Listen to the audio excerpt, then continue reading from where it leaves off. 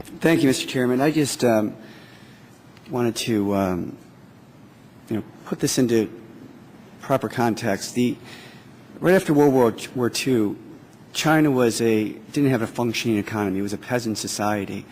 And as an act of economic compassion, the United States allowed them to enter the United Nations Security Council.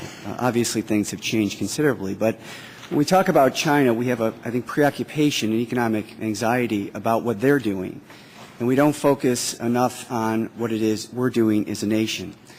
For example, the United States and its 300 million people, we have 5% of the world's population and 30% of the global economy.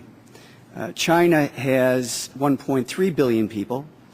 It is 20% of the world's population and 7% of the global economy.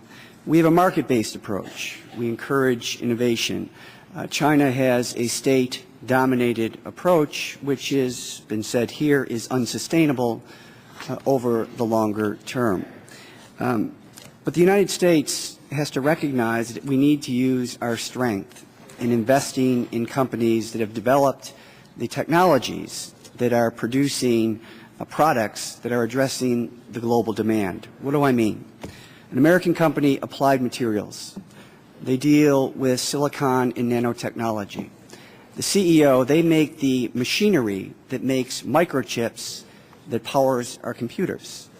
CEO about 10 years ago, Michael Splinter, recognized that there was great volatility within the chip market, so they had to diversify their business model.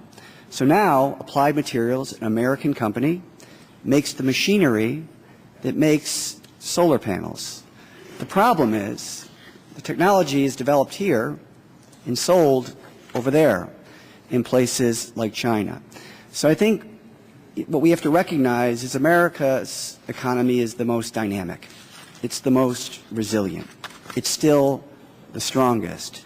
But I think when we retreat and we get into a protective mode, we lose the confidence that is necessary to embrace change, to embrace innovation, to embrace new technology, which are essential to giving us the productivity gains that are necessary to compete. In other words, we have to figure out what it is we're doing today, how we can do it more efficiently tomorrow.